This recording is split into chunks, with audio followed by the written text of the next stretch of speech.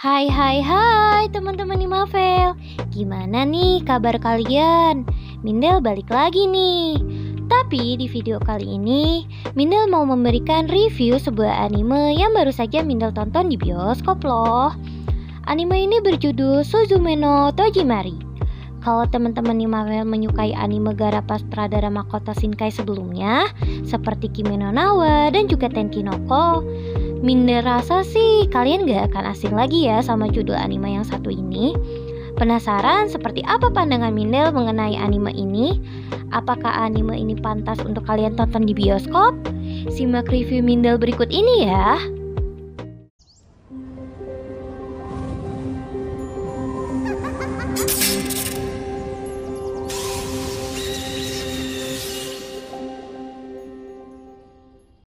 Suzume no Tojimari memiliki plot cerita yang menurut Mindel sangat menarik nih. Sama seperti Kimi no Na wa dan Tenki no Ko, anime ini juga mengusung kisah romansa yang diwarnai dengan adanya tragedi bencana alam pada dunianya. Kalau di anime sebelumnya tentang meteor dan hujan berkepanjangan, nah di anime ini Makoto Shinkai mengambil gempa sebagai pengiring kisah Suzume Iwato dan juga Sota Munakata. Kisah petualangan mereka dimulai ketika Suzume yang hendak berangkat ke sekolah tidak sengaja berpapasan dengan seorang pria bernama Shota yang saat itu bertanya tentang letak reruntuhan yang berada di kota tempat tinggal Suzume. Alih-alih melanjutkan perjalanan ke sekolah, Suzume justru pergi ke reruntuhan tersebut untuk mencari Shota. Di tengah reruntuhan, Suzume menemukan sebuah pintu aneh dan tanpa sengaja ia melepaskan sebuah patung dewa yang menjaga pintu tersebut, yang dimana membuat segel dunia Ever After menjadi rusak sehingga monster berupa cacing raksasa dapat keluar dari dimensi itu dan menyebabkan gempa bumi di dunia nyata. Disitulah peran Shota sebagai closer untuk menutup pintu antar dimensi yang tersebar di daratan Jepang agar mencegah terjadinya gempa bumi akibat cacing besar itu. Tanpa disangka-sangka, patung dewa yang dilepas Suzume berubah menjadi seekor kucing yang dapat berbicara bernama Daijin.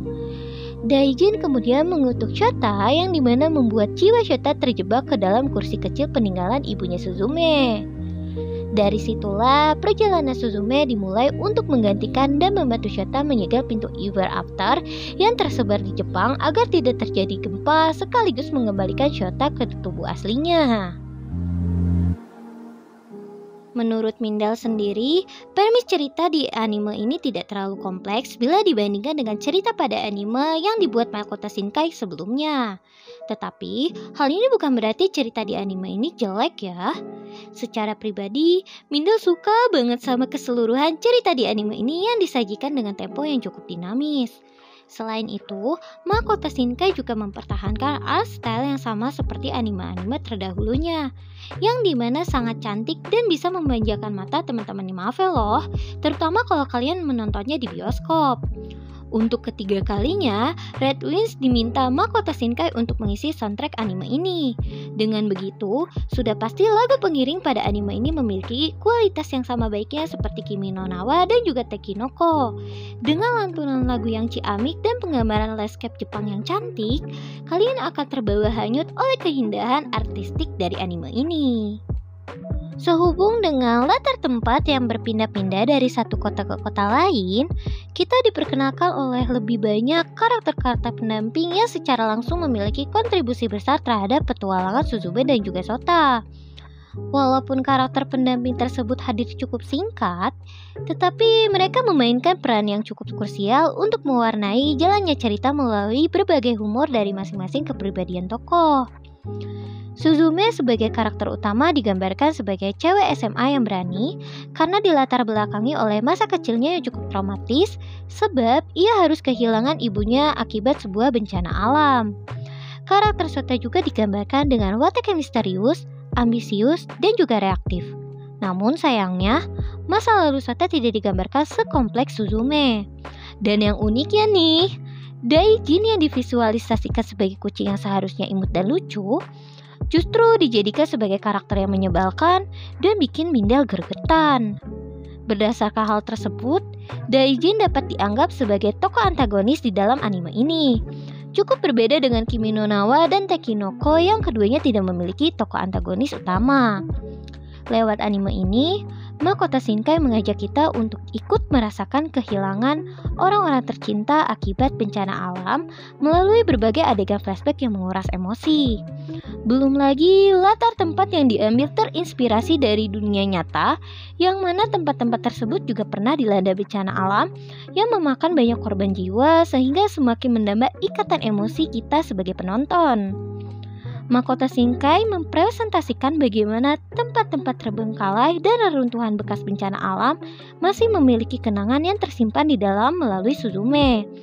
Kita dibuat ikut merasakan kenangan-kenangan tersebut ketika ia menyegel pintu antar dimensi di area itu. Secara keseluruhan, anime ini adalah sebuah anime yang solid, mulai dari plot, visual, musik, karakter, dan emosi yang diciptakan, semuanya terasa megah. Minda rasa Makoto Shinkai sudah berhasil membuat sebuah masterpiece yang baru. Walaupun ada beberapa aspek yang kurang, seperti dari segi animasi yang sedikit di bawah Kimi no Na wa, tetapi hal tersebut tidak banyak mempengaruhi pengalaman kalian selama menonton. Minda sangat amat merekomendasikan anime ini untuk kalian tonton di bioskop. Jadi bagaimana nih teman-teman Imavel? Tertarik untuk menonton? Kalau kalian udah nonton, bisa juga share pengalaman kalian di kolom komentar ya. Kalau bisa sih, jangan spoiler. Segini aja review dari Minda untuk Suzune no Tojimari. Jangan lupa like, share, dan subscribe ya. Sampai jumpa di video berikutnya. Bye-bye!